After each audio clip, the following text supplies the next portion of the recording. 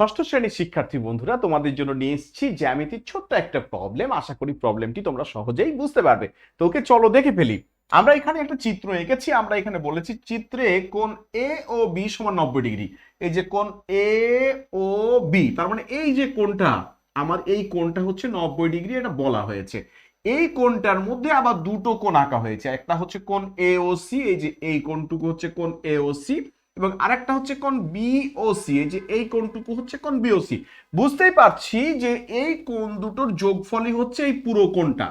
অর্থাৎ এই কোণটা যেহেতু 90 ডিগ্রি, তার মানে এই দুটোর যোগফলও কি 90 ডিগ্রি। ওকে, এখন কি কি বলছে এখানে আমরা দেখি। এখানে তিনটি কথা এখানে বলা হয়েছে, যে 1 2 3, তিনটি কথা এখানে বলা হয়েছে। প্রথম কথাটি কি বলছে, যে কোণ এওসি, এই যে কোণ এওসি অর্থাৎ এই কোণটুকু প্লাস কোণ বিওসি এই কোণটুকু, এই দুটো কোণের যোগফল বলছে 90 ডিগ্রি। তার মানে এটা সঠিক কথা, এই কোণ দুটোর যোগফল পুরো কোণটা 90 ডিগ্রি।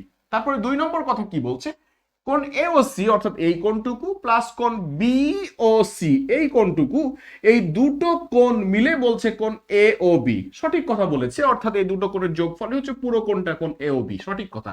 3 নম্বর কথাটি কি বলেছে আমরা দেখি। এখানে বলছে কোণ এওসি ও কোণ বিওসি অর্থাৎ এই কোণটা এবং এই কোণটা বলছে পরস্পরের সম্পূরক। পুরো মিথ্যা কথা বলেছে, তাই না? কারণ আমরা জানি দুটো কোণ যদি সম্পূরক হতে হয় পরস্পর, তাহলে তাদের যোগফল হতে হবে 180 ডিগ্রি। কারণ দুটো কোণের যোগফল 180 ডিগ্রি হলেই আমরা বলবো তারা পরস্পরের সম্পূরক। কিন্তু দুটো কোণের যোগফল এখানে কত ডিগ্রি? 90 ডিগ্রি। আমরা দুটো কোণের যোগফল 90 ডিগ্রি হলে জানি এরা পূরক, সম্পূরক নয়, বরং এরা পূরক। তার মানে এটা ভুল কথা বলেছে। এখন বলছে নিচের কোনটি সঠিক।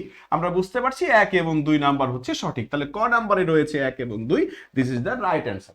আশা করা যায় এই প্রশ্নটা তোমরা বুঝতে পেরেছো।